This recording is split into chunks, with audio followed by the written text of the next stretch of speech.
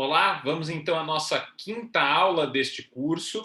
Na verdade, um complemento da aula anterior, na qual nós já tratamos sobre as garantias processuais penais e a teoria geral do garantismo a partir de Ferraioli, e agora nós daremos continuidade falando de mais quatro garantias processuais penais em espécie. É evidente que há outras garantias. Aliás, muitas delas serão tratadas em módulos específicos, quando nós falarmos sobre investigação preliminar, ação processual penal, procedimentos, nulidades ou a própria teoria geral dos recursos. Ok? Então vamos lá. Bom, pegando o seu roteiro, o primeiro tópico do seu roteiro é a sexta garantia, porque nós continuamos a numeração da quarta aula, que é justamente a garantia da ampla defesa. Veja, a garantia da ampla defesa, ela é essencial a um modelo processual penal acusatório. Na verdade, o direito à defesa, o direito de defesa, em todas as suas dimensões, seja o direito de defesa técnica, o direito de defesa pessoal, um direito de defesa numa modalidade positiva ou negativa, então aquele direito de defesa através de um comportamento positivo, de uma ação, ou através de um deixar de fazer, por exemplo, o próprio direito ao silêncio. Esse direito de defesa, ele é uma consequência do devido processo legal e, na verdade, ele se articula com a ideia ou o ideal de contraditório pleno, não só como um direito individual, uma garantia do imputado, mas também uma condição de regularidade da persecução penal. Porque um sistema processual penal que não trabalha, que não opera a partir da ampla defesa, é um sistema processual penal absolutamente autoritário, não compatível com a Constituição de 1988. Então, esse procedimento de arbitramento da responsabilidade penal, pelo menos sob o viés constitucional, ele está atrelado também à ideia de ampla defesa. Na verdade, essas duas dimensões, ou essas duas relações, né, que são as relações entre ampla defesa e devido processo legal, e ampla defesa e contraditório, são muito trabalhadas na doutrina. Aliás, há autores, por exemplo, a professora Ada Pellegrini Grunover, que identifica uma relação mútua entre contraditório e ampla defesa. Para ela, defesa e contraditório estão indissoluvelmente ligados. Afinal de contas, na visão dela, é do contraditório, especialmente daquela primeira dimensão do contraditório, que é o direito à informação, o direito a conhecer os atos e termos do processo, é dessa primeira dimensão que se viabiliza ou que se possibilita o exercício da ampla defesa. E através da defesa que se garante esse contraditório. Então, veja a relação existente entre esses dois princípios que são decorrentes da estrutura do devido processo legal. Aliás, embora haja essa relação muito presente, muito próxima, muito íntima entre contraditório e ampla defesa, o professor Badaró adverte para uma questão importante e que vai ter influência lá quando nós falarmos a respeito das nulidades, que embora haja essa proximidade entre contraditório e ampla defesa, é possível, inclusive oportuno, destacar e distinguir essas duas garantias. Afinal de contas, em um caso concreto, eu posso ter uma violação à ampla defesa, mas que não necessariamente conduz a uma violação à garantia do contraditório. É bem verdade que, na prática, muitas vezes essas coisas são indissociáveis, né? E determinadas invalidades acabam afetando essas duas garantias. Mas é possível ter uma nulidade por violação a apenas um desses princípios ou garantias constitucionais, né? Bom, quando a gente fala no direito à defesa, e dentro dessa visão constitucional, que não é um direito a qualquer defesa, mas é um direito a uma ampla defesa, a doutrina trabalha com alguns âmbitos ou alguns campos que estariam abarcados nessa garantia da ampla defesa. Então, é possível falar numa primeira divisão entre dois âmbitos do direito de defesa, que seriam a defesa técnica e a defesa pessoal.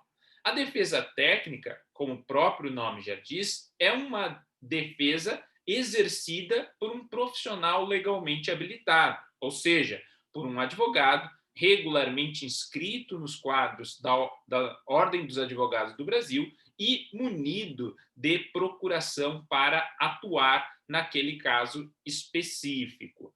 Mas também, né, junto com essa dimensão, ou ao lado dessa dimensão da defesa, que seria a defesa técnica, a defesa profissional, nós temos uma dimensão defensiva pessoal ou de autodefesa, que é justamente aquele direito de defesa exercido pessoalmente pelo imputado, ou seja, sem qualquer assistência profissional. Esse direito à autodefesa, por sua vez, ele apresenta algumas características, ou ele tem algumas manifestações. Eu vejo nesse direito a uma autodefesa um direito de presença, um direito de audiência e um direito de postular pessoalmente. Essa classificação é trabalhada pelos professores Antônio Scaranci Fernandes e citada pelo professor Gustavo Badaró em seu manual, né? Então, vamos a ela, né? O que compreenderia esse direito a uma autodefesa? Três consectários desse direito à autodefesa. Primeiro, o direito de presença. O que significa um direito de presença? É o direito de comparecer perante o julgador. É o direito de ter contato com aquele que vai decidir o acertamento do caso penal, daquele que exerce jurisdição naquele caso específico. Uma segunda dimensão, uma segunda consequência dessa autodefesa é o direito de audiência, ou seja, o direito de ser ouvido pela autoridade judiciária. Ou mais do que ouvido, o direito de ser escutado por ela, né? Na dimensão de que isso faça sentido e que isso possa influenciar aquele processo de construção de uma decisão em torno do caso penal. E uma terceira consequência do direito à autodefesa é o direito de postular pessoalmente, ou seja, o direito de formular requerimentos autônomos, sem assistência de advogado. Quando que eu vejo isso? Se eu vejo, né, se a manifestação do direito de audiência e até mesmo do direito de presença ficam evidentes no interrogatório, embora, né, esses direitos possam ser exercidos em outros momentos do procedimento, mas é no interrogatório que essa autodefesa, na perspectiva de um direito de presença e um direito de audiência, se faz de forma mais clara, né, mais evidente. O direito de postular pessoalmente pode ser exercido através de alguns mecanismos. Por exemplo, né, o direito de recorrer pessoalmente e o direito de impetrar habeas corpus. O habeas corpus não necessariamente ele depende, ou não necessariamente ele vai ser interposto por um profissional da advocacia. Ele pode ser impetrado pelo próprio paciente, né? Por aquele que está sofrendo aquela violação, aquele risco à sua liberdade de locomoção por um ato ilegal do Estado, né? Então, aqui seria um exemplo dessa manifestação da autodefesa na perspectiva desse direito de postular pessoalmente.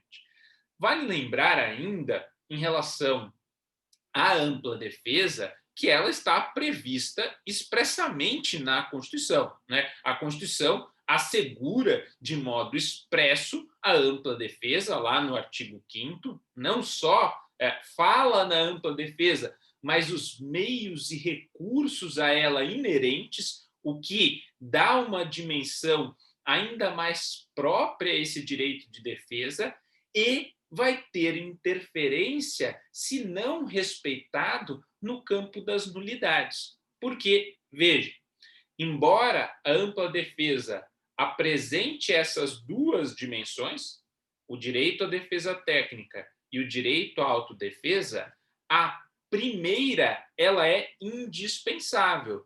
Eu não tenho um processo penal regular sem um acusado assistido por profissional legalmente habilitado. Eu preciso de uma defesa técnica como condição de regularidade daquele processo penal.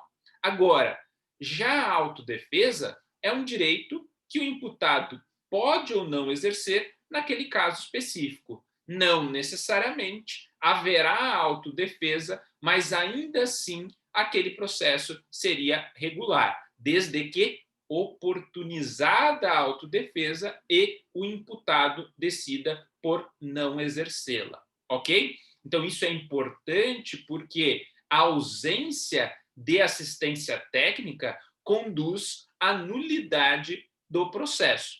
Aliás, a doutrina, por exemplo, o professor Diogo Malan vai afirmar que a defesa, quando limitada ou uma defesa restrita, porque não é uma defesa ampla, essa também seria uma causa de nulidade do processo. É bem verdade, no entanto, que o Supremo Tribunal Federal e o Superior Tribunal de Justiça não enxergam essa questão nessa mesma amplitude. Nós temos algumas limitações estabelecidas pelo Supremo a essa declaração de nulidade por violação à garantia da ampla defesa. Cito, a título de exemplo, a súmula número 523 do STF, que ainda é repetida em vários julgados. Nessa súmula, o Supremo estabelece o seguinte: no processo penal, a falta da defesa constitui nulidade absoluta, ou seja, a ausência de defesa, nulidade absoluta, mas a sua deficiência só o anulará se houver prova de prejuízo para o réu. Então, embora nós tenhamos essa posição na doutrina, no sentido de que, a partir da exigência constitucional, toda e qualquer defesa que não seja ampla, toda e qualquer defesa que seja limitada ou restrita seria uma causa de nulidade, o Supremo faz algumas mitigações nesse campo. Ok? Muito bem.